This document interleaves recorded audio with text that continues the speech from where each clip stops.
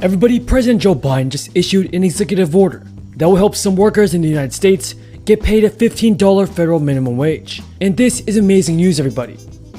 President Biden's new infrastructure package has several other relief provisions that will help positively change millions of lives.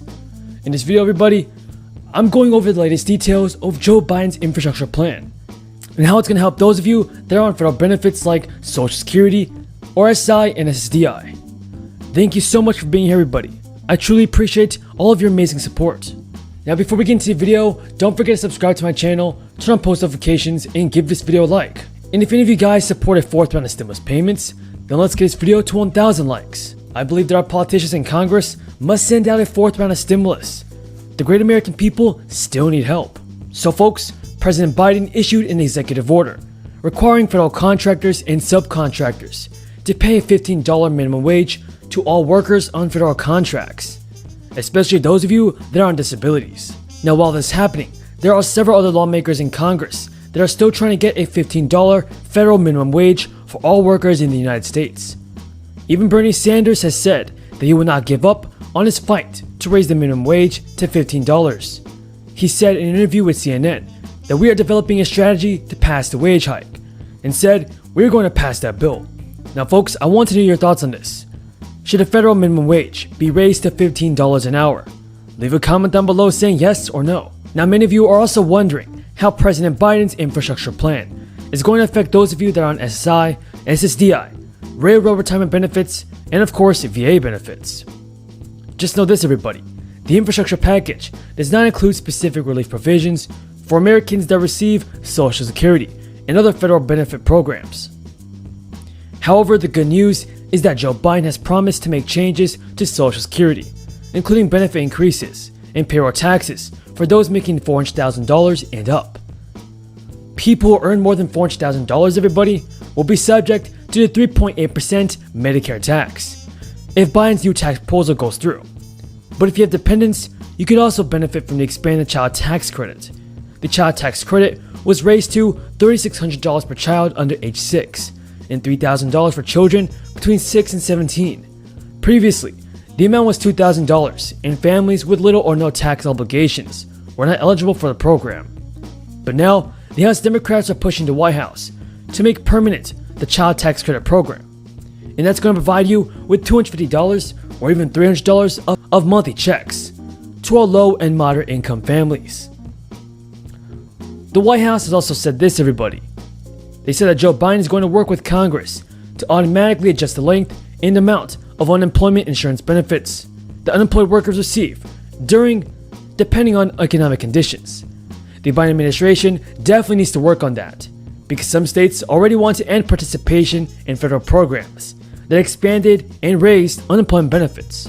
Folks, I've been receiving a lot of questions asking me if I should file a tax return to receive an extra stimulus payment from the IRS. When will lawmakers add a fourth stimulus check to Joe Biden's infrastructure bill? The good news, guys, is that I'll be answering all of those questions in this video, so you do not want to miss out on this very important stimulus update. And before we get into the video, don't forget to subscribe to my channel and share this video with your friends and family. So the SA just issued an announcement urging Social Security and other federal program beneficiaries to file for the recovery rebate credit if they missed out on the first $1,200 or second $600 checks.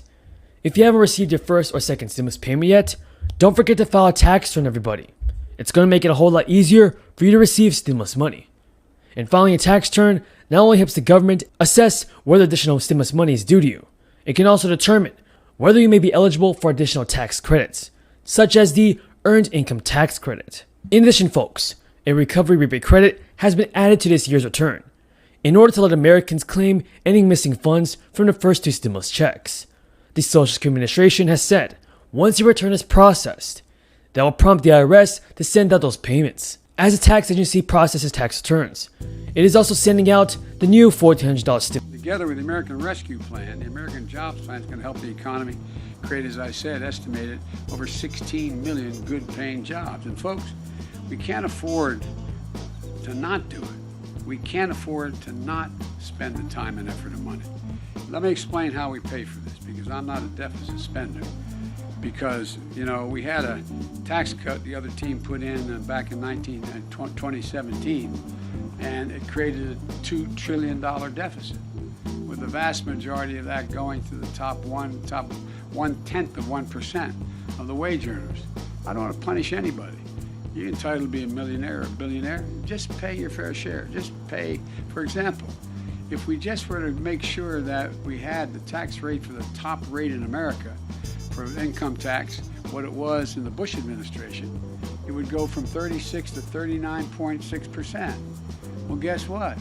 That would raise a minimum of $10 billion a year. No one's hurt. Someone making that money is still going to have 2 homes or a jet plane, or these are mostly millionaires. They're not going to be hurt a little bit. But we're going to be able to put tens of thousands of kids in preschool and in free community college. What's going to help America more? Increase the educational standard of all Americans so they have 14 years of school, from 2 years of 3 and 5 year olds, 3, 4, and 5 years old. We show that happens. If they not go to daycare, they go to school. No matter what the background of the home they come from, they catch up. 58% will go on to go to college. We know that now. We also know that if you give 2 years of free community college, you're in a situation where you're in a position that you have in your state and every other state in America. You'll allow to go the last 2 years. All those credits are available to your state universities, and you get a 4-year degree for half the cost. And/or you get the 2-year degree, and you're able to do what you needed to do. It's estimated to increase the average income by over 20% for someone in America for the rest of their lives. So, folks, you know, the fact is that I'm not looking to punish anyone. You know, I come from the corporate state of the world, Delaware. More corporations are incorporated in the state of Delaware than every other state in the union combined. But guess what? You know, I'm sick and tired of corporate America not paying their fair share. Their taxes used to be 38%, 36%. We all thought that was too high, even in our administration. And we wanted to reduce it to 28%. I think that market participants, let's say, are starting to anticipate the idea of an economy that is supported by its own inherent growth engines and not reliant on Federal Reserve stimulus as far as the eye can see. I do think we're getting closer to the moment where the Fed's going to have to make an offhanded remark about tapering asset purchases, which I think would be appropriate. Unfortunately, there's no great way to come out and say it. During the last taper tantrum in 2013, Bernanke kind of snuck it in there during congressional testimony, not during a Fed meeting. The market freaked out, and it was really the highest multiple growth stocks that got hit the hardest. And that's exactly what's going to happen this time.